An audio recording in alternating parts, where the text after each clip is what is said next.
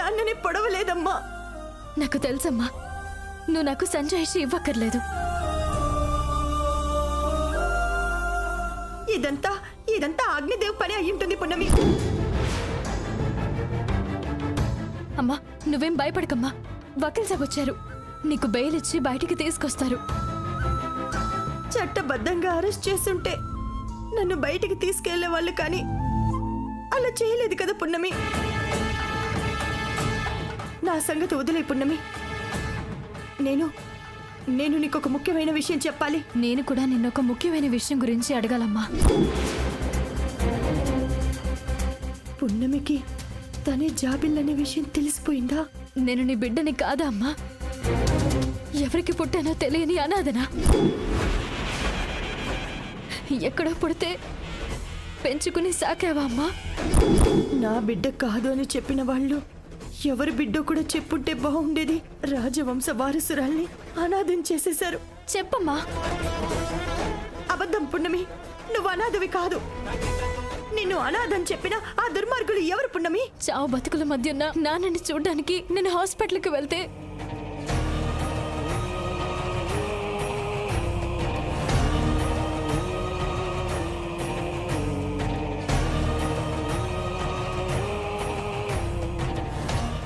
నానమ్మ అలా అనేసరికి నా గుండె పగిలిపోయిందమ్మా.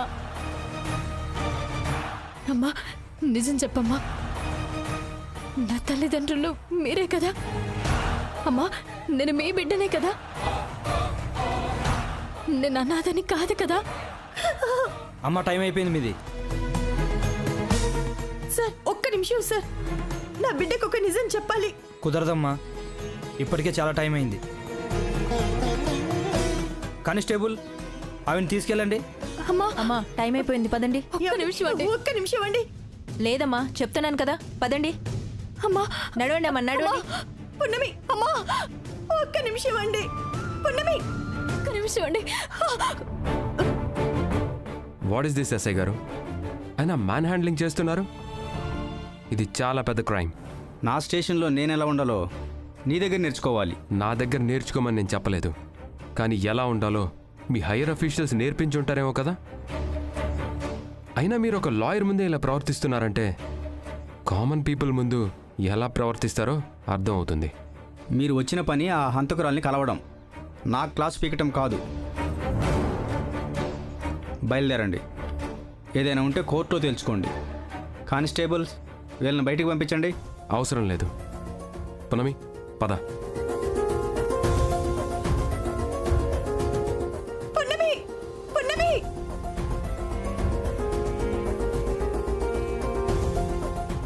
ఏమైంది పునమి? అమ్మకి బెయిల్ ఇచ్చి తీసుకురావడం కుదరదా వకీల్ సాబ్? ఇక్కడ కుదరటం లేదు పునమి. ఆ ఎస్ఐ గారు ఏం చేసైనా మీ అమ్మగారిని బయటికి పంపేలా లేడు. అమ్మ ఏదో నిజం చెప్పాలి అనంది వకీల్ సాబ్. ఆలోపే కానిస్టేబుల్ నన్ను తీసుకొచ్చేసింది. ఏం పర్లేదు పునమి, రేపు కోర్టు దగ్గర కలుద్దాం. పునమి, ఇక్కడికి వస్తున్నట్టు అమ్మా నాన్నలతో చెప్పలేదు. కంగారు పడుతుంటారు. ఇంటికి వెళ్దాం పద. అమ్మని రేపు కోర్టు దగ్గర కలవచ్చు కదా వకీల్ సాబ్? తప్పకుండా కలవచ్చు. ఇప్పుడు పద. పున్నమికి నిజం చెప్పేస్తుంటే బాగుండేది. అయ్యో భగవంతుడా.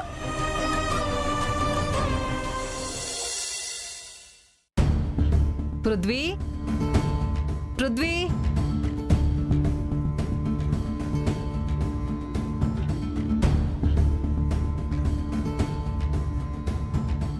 ఏమండి, పృథ్వీని ఏమైనా చూసారా? లేదు. ఏమైంది? పొద్దున్నుంచి వాడి కోసం వెతుకుతున్నానండి, ఎక్కడ కనిపించట్లేదు. మీ దగ్గరికి ఏమన్నా వచ్చాడేమోనని ఫోన్ చేశాను. రాలేదు లక్ష్మి. సరే, నేను చూసుకుంటాను. పొద్దున్నుంచి పృథ్వీ కనిపించట్లేదు. ఈ పని పిల్ల పున్నమి కూడా కనిపించట్లేదు. ఇద్దరూ కలిసి ఎక్కడికి వెళ్ళారబ్బా? ఒకవేళ రాజమహల్కి ఏమన్నా వెళ్ళుంటారా? పునమి, మీ అమ్మగారి గురించి నువ్వేం భయపడకు పునమి. మీ అమ్మగారిని నేను బయటికి తీసుకొస్తాను. థాంక్యూ వకీల్ సాబ్. పద.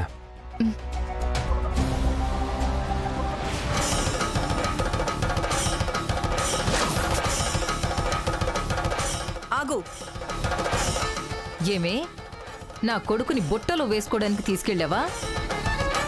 అమ్మా నేను చెప్పేది ఒకసారి వినమ్మా. నువ్వాగు పృథ్వీ.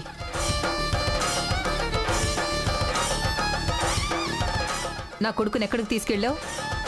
అత్తయ్య, మా అమ్మ పోలీస్ స్టేషన్లో ఉంది కదా, వకీల్ సాబ్తో బెయిల్ ఇప్పించి మా అమ్మని బయటికి తీసుకురావాలని వెళ్ళాము. అవునమ్మా, పోలీస్ స్టేషన్కి వెళ్ళాం. నిన్ను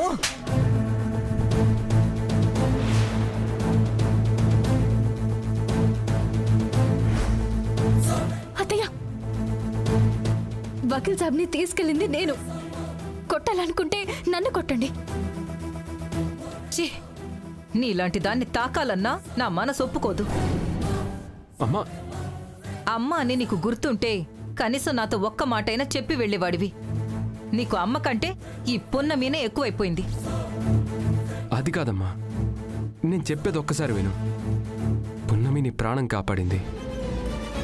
అలాంటి పున్నమి వాళ్ళ అమ్మగారిని బయటికి తీసుకురావడంలో తప్పే ఉందమ్మా. ఓహో, పున్నమి అమ్మగారా? అదొక హంతకురాలు. అలాంటి దానికోసం నువ్వు పోలీస్ స్టేషన్కి వెళితే చూసేవాళ్ళు ఏమనుకుంటారు?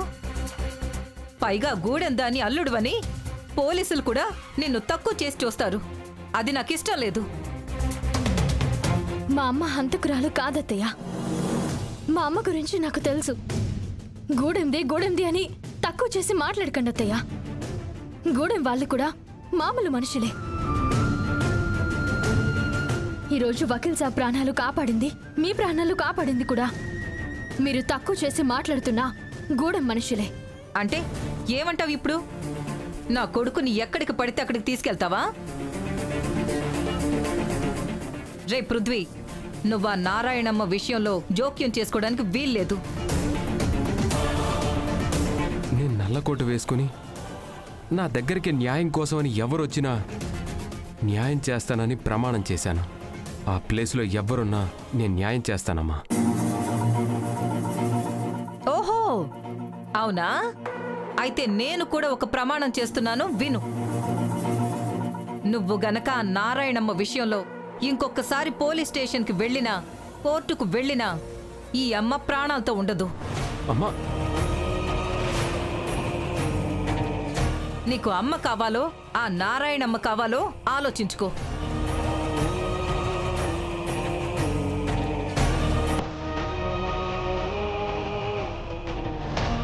వకీల్ సాబ్, నా వల్ల మీ అమ్మగారి దగ్గర మాటలు పడ్డారు, దెబ్బలు తిన్నారు. నన్ను క్షమించండి వకీల్ సాబ్. మా అమ్మ నేరం చేయకపోతే బయటికి తీసుకురావడం ఈజీ అన్నారు కదా. నేనెవరో ఒకరిని పట్టుకుని మా అమ్మని బయటికి తీసుకొచ్చుకుంటాను. మీరేం బాధపడకండి, మీరు వెళ్ళండి.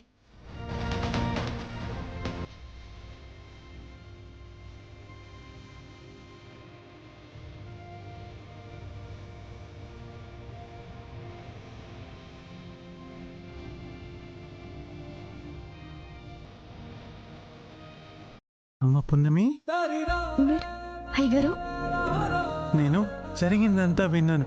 నువ్వేం కంగారు పడకు పున్నమి. మనకు తెలిసిన లాయర్ని పట్టుకుని నారాయణమ్మని బయటికి తీసుకొద్దాం, సరేనా? అది అమ్మ మిమ్మల్ని ఎంచక్క మహల్కి తీసుకురమ్మంది. మనందరం ఎంచక్క మహల్లో కలిసి ఉందాం, సరేనా? నువ్వు వెళ్ళి కార్లో కూర్చో, నేను వెళ్ళి వాళ్ళకి చెప్పొస్తాను. ముందు నువ్వు వెళ్ళమ్మా.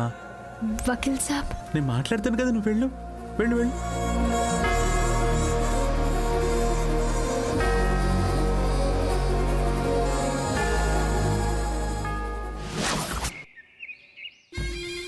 ఆ శంకుగాడి వల్ల మనం దాచి ఉంచిన ఒక నిజం బయటపడిపోయింది. ఆ నిజం వల్ల బయటికెళ్ళిపోయిందనుకున్న పున్నమి మళ్ళీ లోపలికొచ్చింది. అది సరిపోదన్నట్టు ఆ లక్ష్మి ప్రాణాపాయంలో ఉంటే పసరు మందు పోసి ప్రాణాలు పోసింది. దెబ్బకి ఇంట్లో తన స్థానాన్ని బలపరుచుకుంది. అది ఎంతైనా బలపరుచుకొని డాడీ, దాన్ని బలహీనపరచడం మనకెంతసేపు? అవును అగ్నిదేవ్, దానికి సపోర్ట్ చేసే వాళ్ళు ఎవ్వరూ లేరు. చేస్తే గీస్తే బావుగారు ఒకరు చేస్తారు. కాబట్టి బలం అంతా మన వైపే ఉంది. కాబట్టి దాన్ని ఎలాగైనా బయటికి గిండేయచ్చు. కొంచెం బుర్ర పెడితే చాలు. వైదిక, మనం చనిపోయాడనుకున్న నారాయణమ్మ మొగుడు చనిపోలేదు. హాస్పిటల్లో చావు బతుకుల మధ్య ఉన్నాడు. పోలీసులు అరెస్ట్ చేసిన నారాయణమ్మకి ఖచ్చితంగా శిక్ష పడుతుందని గ్యారెంటీ కూడా లేదు. అది చాలదన్నట్టు పున్నం ఒకటి తగులుకుంది. హాస్పిటల్లో ఉన్న నారాయణమ్మ మొగుడు బతికి బయటపడినా, పోలీస్ స్టేషన్లో ఉన్న నారాయణమ్మ బయటికి వచ్చినా, ఈ పున్నమే జాబిల్లి అని నిజం తెలిసినా, మన మయూక జాబిల్లి ఒక్కటే అని తెలిసినా, పెద్దమ్మ చేతుల్లో మన ముగ్గురం చావడం ఖాయం. అయితే హాస్పిటల్లో ఉన్నవాణ్ణి బతికి బయటపడకుండా చంపేద్దాం. నారాయణమ్మే చంపిందని సాక్ష్యాలు పుట్టించి నారాయణమ్మకి శిక్ష పడేలా చేద్దాం. నారాయణమ్మ బయటికి రాకుంటే పుణ్యమే జాబిల్ అనే నిజం కూడా బయటికి రాదు. అవును డాడీ, అంతకు మించి మనకు వేరే దారి లేదు. దానికంటే ముందు మనం నిన్న అనుకున్నట్టు ఆస్తులు అమ్ముకొని డబ్బు బంగారంతో వేరే దేశానికి చెక్కియడం ఈజీ అనిపిస్తుంది. ఒక్కసారి ఆలోచించండి. మరి పృథ్వీ డాడీ? తేనె పట్టే మన చేతుల్లో ఉంటుందంటే నువ్వు ఇంకా ఒక తేనెటీగ గురించి ఆలోచిస్తున్నావేంటమ్మా? పృథ్వీకి పున్నమితో పెళ్ళైపోయింది. ఒకవేళ ఆ లక్ష్మి పున్నమికి పృథ్వీకి విడాకులు తీయించిందనుకో, అప్పుడు ఆ తేనెటీగ కూడా తేనె పట్టును వెతుక్కుంటూ వస్తాడు. వాడు రాకపోయినా వాళ్ళమ్మగారు తీసుకొస్తారు. అవును మయూక, ముందు మనం బయటపడే మార్గం చూసుకోవాలి. మీకు ఓకే అనుకుంటే మన ప్లాన్ ఇప్పటి నుంచే అమలు చేయాలి. Okay daddy.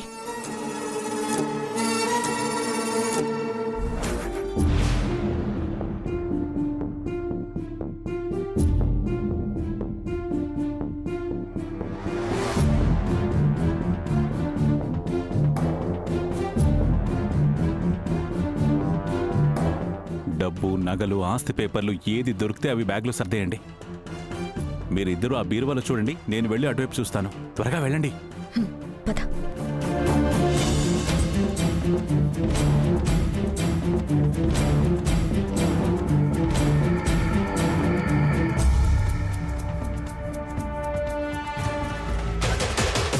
అగ్నిదేవ్ గారు, వైదికమ్మ గారు,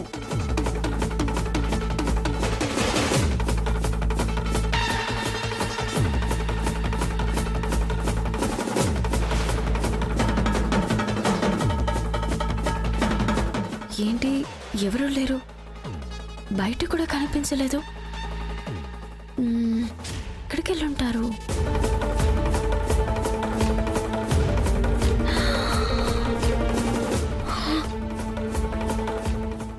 అగ్నిదేవ్, అగ్నిదేవ్, ఇటు చూడు.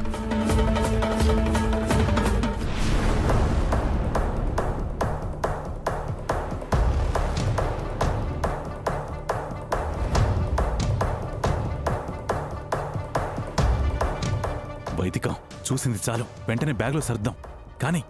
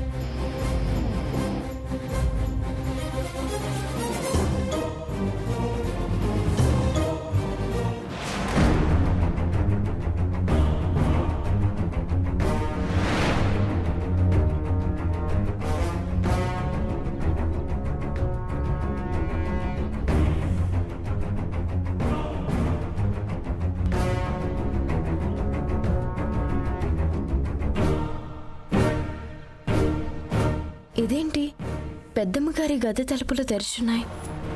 లోపల బీరువాలు తెరుచున్నాయి. కంగారులో ఏమైనా మర్చిపోయారేమో.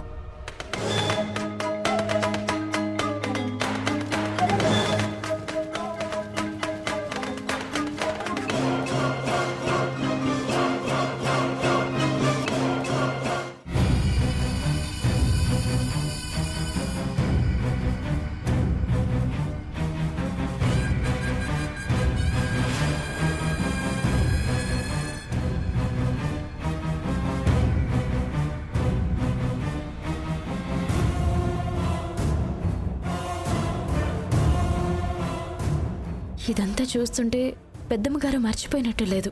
ఎవరో దొంగతనం చేసినట్టుంది.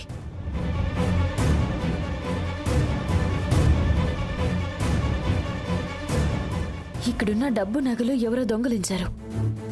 వెంటనే పెద్దమ్మగారికి చెప్పాలి.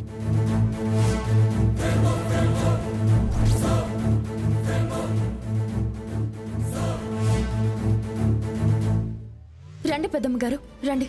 చూడండి, బీరువాలన్నీ తెరుచున్నాయి.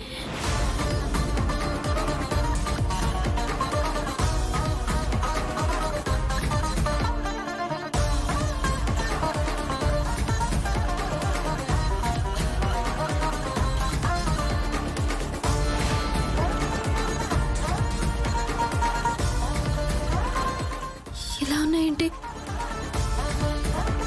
మేం చూసాం, నువ్వు కూడా చూస్తే ఏది ఎక్కడ తెరిచున్నాయో చూపించు.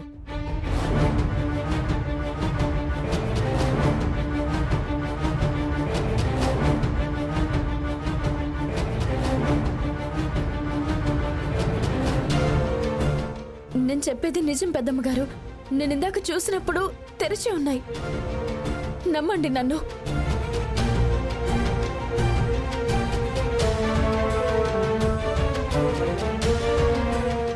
ఏమంటున్నావు పున్నమి? డబ్బులు నగలు లేకపోవడం ఏమిటి? మన ఇంట్లో మనం తప్ప ఇంకెవరూ లేరు కదా. అసలు బయట వాళ్ళు వచ్చే అవకాశమే లేదు.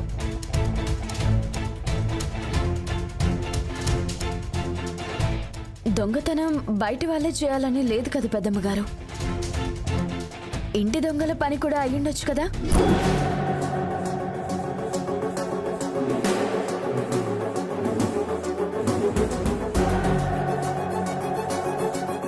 అంటే నీ ఉద్దేశం ఏంటి పున్నమి? మేం దొంగతనం చేశామంటావా? అయ్యో, నేను అలా అనలేదు. మనతో పాటు ఇంట్లో పని వాళ్ళు కూడా ఉంటున్నారు కదా, వాళ్ళేమన్నా తీసుండొచ్చు కదా. హే పున్నమి, పనివాళ్ళు నీలాగా నిన్న మొన్న వచ్చిన వాళ్ళు కాదు. ఎప్పటినుంచో ఉన్నారు. వాళ్ళు దొంగతనాలు చేసి బ్రతికేవాళ్ళు కాదు. పెద్దమ్మగారు, నేనెవరిని నిందించట్లేదు. కానీ నా కళ్ళతో నేను చూశాను. ఇక్కడ ఇవన్నీ ఖాళీగా ఉన్నాయి. ఇప్పుడు చూస్తే అయినా నిన్ను అగ్నిదేవ్ గారిని, వైదికని, జాబిల్లిని గదికి తీసుకురమ్మని కదా చెప్పాను. నువ్వు ఈ గదిలోకి ఎందుకు వచ్చావు?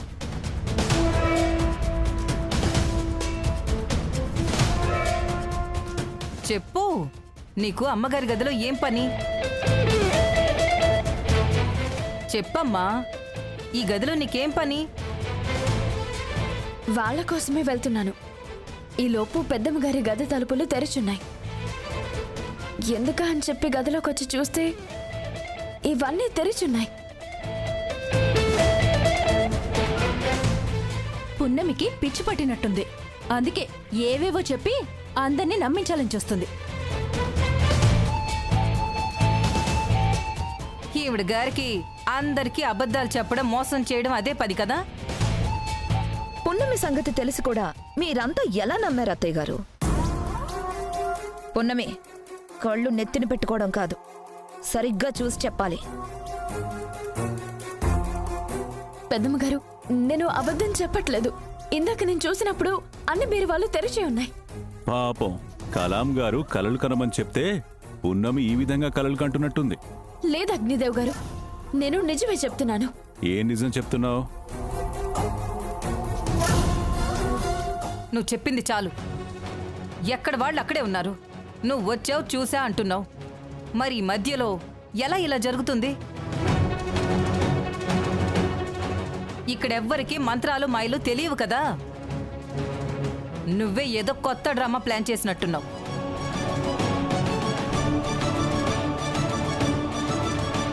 నువ్వే రోజు ఇలా మాట్లాడుతున్నావంటే దాని కారణం పున్నమియే. అదృష్టవశాత్తు పున్నమి చేసిన పసర వైద్యం వల్లే నువ్వు బ్రతికావు.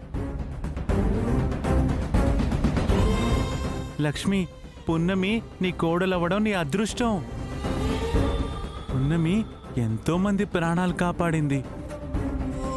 పున్నమి చేసిన ఇలాంటి మంచి పనుల పుణ్యమే పృథ్వీ లాంటి భర్త దొరికాడు, ఇలాంటి మంచి అత్త దొరికింది.